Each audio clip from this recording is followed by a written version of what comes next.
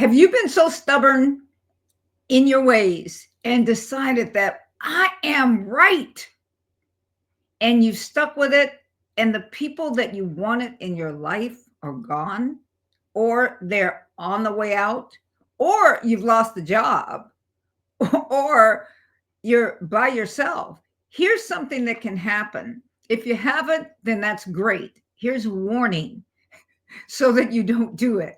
If you have, we're going to give a solution at the end as to what it is that you can do. You know, in many temperaments, such as the melancholy and the phlegmatic, they have a stubborn streak. Stubbornness is very good. It can help you to achieve what it is that you're going to achieve. But many times, stubbornness has to do with I am right. I think we saw some of this in the election that just passed a couple of weeks ago or whenever it was. What happened was this: people got so stubborn that they stopped listening. They didn't listen to the constituents. They didn't listen to what the people were saying. Stubbornness can make you deaf. It can also blind you of your faults. Stubbornness, the Bible says that stubbornness is a horrible thing, that stubbornness is another form of witchcraft, because many times what happens, and it lets us know that in children, that stubbornness has to be let out of them. However it is, it has to be let out of them. Many times what happens even in small children is this, is that they get so stubborn that they want to hold their breath. It happened, I'll give you a quick story. It happened once with one of my daughters, my oldest child, that she got so upset and she decided that she was going to hold her breath until I gave her her way. She gave up before I did, because she could have held her breath. If she'd have held her breath, she'd have ended up dying. She was losing oxygen and she decided that she was going to go ahead and breathe. Why is that? Because stubbornness, you cannot you cannot out stubborn other people, because they don't care as much as you think they care. So you push people away, then you're alone and you're miserable. You have no one to talk to and no one to blame but yourself. Here's one of the cures, or one of the helps that you can utilize for stubbornness. Number one is to ask yourself, why am I stuck on this? Why have I married myself to this? Why have I made a covenant with this situation? What in it shows me that I am right? Stubbornness, one of the roots of stubbornness, one of those little tree roots of stubbornness, is I need to be right. I need to save face. I need to look like I know everything. That is so connected with pride. Pride and stubbornness are two things that are connected. And then what happens is this, is that you end up losing in the long run. You people go away. This has spoiled so many marriages, so many relationships. It has happened to people in mother-daughter relationships, father-son, different siblings, and all of this. I've had patients in my years of private practice.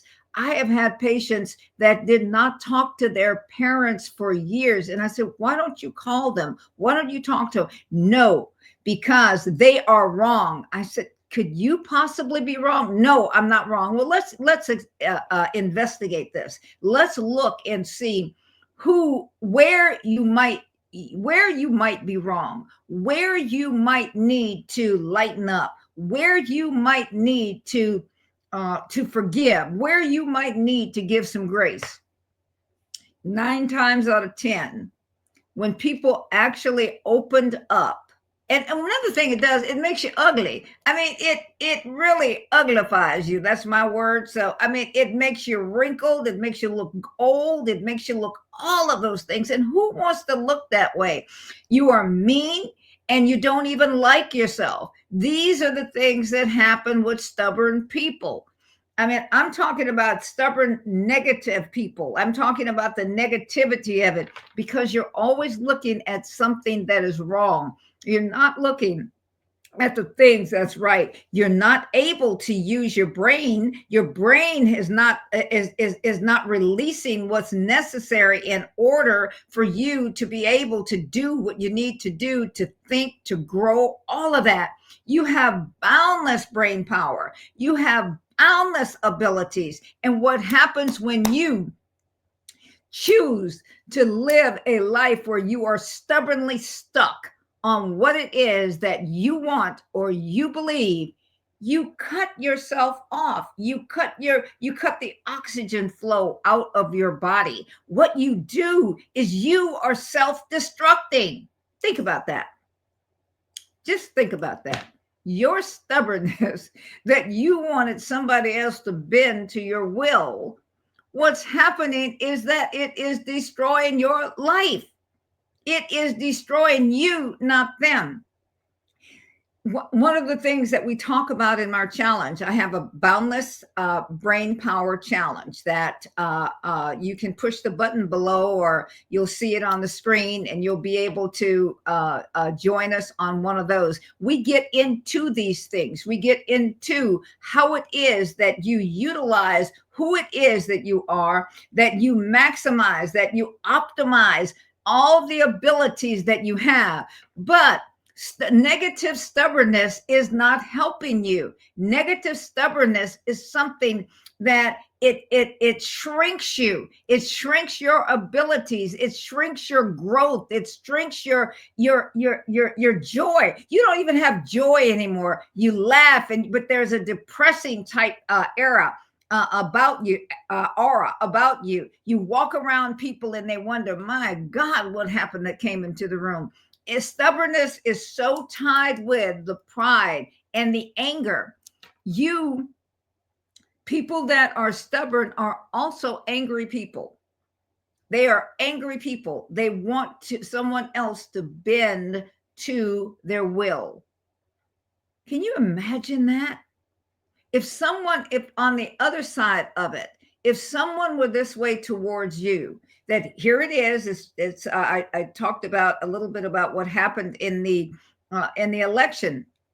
Here it is, people saying, these are not the things that we're interested in. We're interested in this. But stubbornly, here's a group of people that said, no, this is what we're going to push down your throat. This is what it is that you really want to hear. This is what happens in stubbornness. And then what happens is this: other people come along. This is the reason that many husbands and wives have found other people. They've divorced.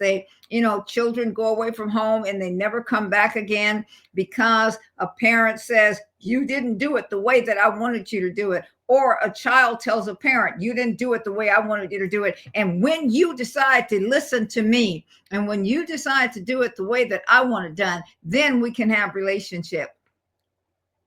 This is a self-destroyer.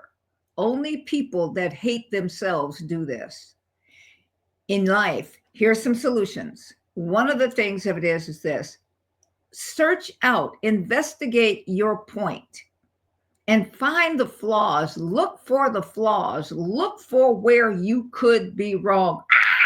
I don't want to do that. I don't want to look for the fact that I might be wrong. I might be wrong. And I may have to give some in life. This is what it's all about. It's where you have to look at who it is you are, how it is that you're representing, what it is that you believe, and how you could be wrong. I look for the areas of my life that I could be wrong. Why would I do that? And I'm a very strong person. I have definite opinions, but I look for that so that if I am, I can change. Stubborn people in the negative realm do not want to change. On some of our other videos, we're going to talk about how stubbornness can be a blessing, how stubbornness can grow your business, how stubbornness can have you to achieve in areas that you did not even know that you were able to achieve. Remember, like this video, subscribe, push the alert button, and tell friends, and I'll see you on the next video. Bye-bye. Oh, remember our Boundless Brain, Our Boundless Brain Challenge is coming up soon. It's coming in your area because it's on Zoom. So check us out. Bye bye.